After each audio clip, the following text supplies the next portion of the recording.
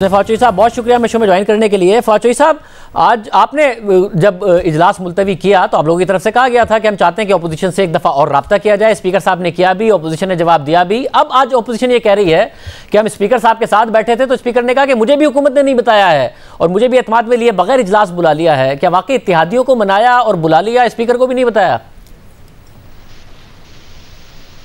Speaker साहब को पता है और फिर प्रेसिडेंट साहब इजलास बुलाते हैं, जॉइंट सेशन जो होता है, तो ज़ाहिर है स्पीकर साहब को जो है वो पता है। शायद उस वक्त जो है वो उनको पहले उस वक्त ना पता हो, लेकिन ज़ाहिर है स्पीकर के एतमाद के बगैर तो इजलास जो है वो हो नहीं सकता। लेकिन मैं यहाँ पे कहते बीच में आपको बात भी वाज़ेह कर दूँ शुरू में, आज भी अपोजिशन की मुलाकात हुई है स्पीकर साहब के साथ और ये बड़ी खुशाइंद है।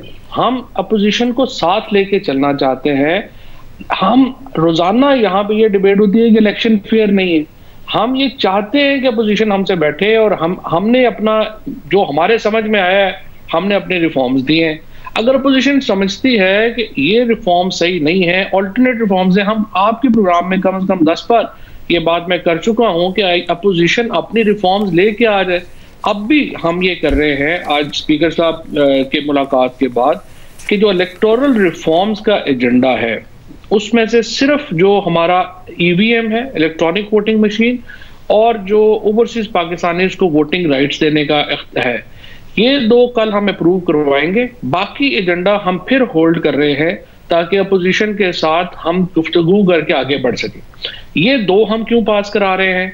ये दो हमें इसलिए पास कराने की जरूरत है कि इसके ऊपर एक बड़ी जो तैयारी है वो चाहिए, और अगर हम इसको पास नहीं कराएं और बाद में इसको लेके जाएंगे तो वो वक्त ही खत्म हो जाएगा जिसमें आपने तैयारी करनी है। लिहाजा ये पास कराना जरूरी है। बाकी हम दोबारा अपोजिशन को कहना चाहते हैं वो आए बैठे और बड़े रिफॉर्म्स के ऊपर अपोजिशन और हुकूमत को मिलकर आगे बढ़ना चाहिए। मतलब अगर जो कानून साजी के लिए, क्योंकि आपने कहा था हम अपोजिशन से रब्ता करेंगे, अगर कानून साजी हो भी जाए तब भी आज भी अपोजिशन ने कहा है कि भाई जब अगर कानून साजी मुतनाज़ होगी तो इलेक्शन भी मुतनाज़ रहेगा और इस पर अमल दरामद नहीं हो सकेगा। तो बेहतर नहीं था कि इस पर भी उनसे पहले बात ही कर लेते, अगर कोई कंसेंसस हो जाता? क्योंकि स्पीकर ने रब्ता किया हुआ था और रब्ते बहाल हो गए थे। मसला दो प्रॉब्लम्स हैं हमें। एक तो पहली बात असूली तौर के ऊपर आपकी बिल्कुल सही है और ये बात कंसेंसस से होनी चाहिए और सबको मिलके करनी चाहिए। दूसरी तरफ मसला ये है कि 1-1.25 साल से हम मुसलसल अपोजिशन से कोशिश कर रहे हैं कि वो आए बैठे, वो बात नहीं हो पा रही। अब हम अगर इससे ज्यादा हम डिले करेंगे तो फिर अगर अपोजिशन मान भी जाएगी तो हमारे पास टेक्निकली पॉसिबल नहीं होगा उसको एग्जीक्यूट करना। लिहाजा हम चाहते हैं कि हमें टेक्निकल नॉकआउट ना हो, बाकी हम अपोजिशन के साथ बैठ के ईवीएम के ऊपर भी, आई वोटिंग के ऊपर भी, और एक और देखिए ना जो प्रॉब्लम है ओवरसीज पाकिस्तानीज को वोट देने का जो मामला है, हमारा मंशूर मुख्तलिफ है पीएमएलएन से और पीपल्स पार्टी से। हमने वादा किया हुआ है कि ओवरसीज पाकिस्तानीज जो है वो इंटेग्रल पार्ट होंगे पाकिस्तान के पोलिटिकल सिस्टम का।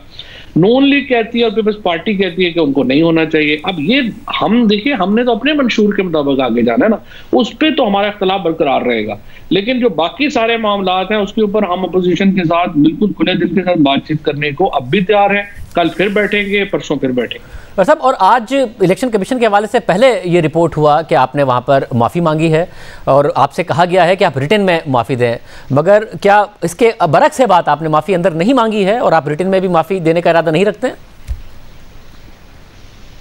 स्टेटमेंट वहाँ पे जो है वो जमा करा दी है। और देखिए, मैं वकील हूँ, हम लोग इदारों के साथ और स्पेशली जुडिशल इदारों के साथ बना के रखते हैं, बना के चलता है। सो मैंने तो सीधा बात है, मैंने कहा था जी मैं इस बखेड़े में नहीं रहना चाहता कि मैं आपको लिख के दूं, आप फिर मुझे नोटिस करते फिर ये वो करें।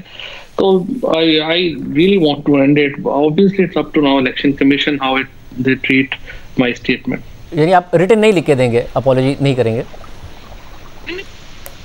स्टेटमेंट अपनी जमा करवा दिया। और आपने कहा कि ये काबीना की राय होती है जो आप देते हैं, आपकी ज़ाती राय नहीं होती है, तो ये काबीना की राय है कि इलेक्शन कमीशन माउथ पीस बन गया है या फिर एक हेडक्वार्टर बन गया है और चीफ इलेक्शन कमीशन को इलेक्शन लड़ लेना चाहिए, बेहतर है? Information sir obviously I will represent जो भी कैबिनेट होगा उसकी ओपिनियन को, और दूसरी तरफ ये है कि ये जो सारी स्टेटमेंट्स हैं उसका एक कॉन्टेक्स्ट होता है, लंबा चौड़ी उसमें जो है वो बात है, और इसीलिए वो मैंने स्टेटमेंट अपनी लिख के दे दी है। Let's hope election commission will consider that. मतलब क्योंकि आज आपने प्रेस कॉन्फ्रेंस में कहा कि आप एहतराम करते हैं इलेक्शन कमीशन का, तो दो बातें एक साथ हो नहीं सकती हैं। अगर आप फिर काबीना को रिप्रेजेंट करें तो काबीना समझती है कि इलेक्शन कमीशन नून लीग का हेडक्वार्टर बन गया है, चीफ इलेक्शन कमिश्नर को इलेक्शन में खुद हिस्सा ले लेना चाहिए ओहदा छोड़ के, मगर फवाद चौधरी जाती तौर पर एहतराम करते हैं चीफ इलेक्शन कमिश्नर का भी और इलेक्शन कमीशन का भी, मगर काबीना को रिप्रेजेंट कर रहे होते हैं, ऐसा है। So let election commissioner decide that, फिर उसके बाद बात कर लेंगे, पहले मुझे जरूरी फंसवाना है आपने। बहुत शुक्रिया।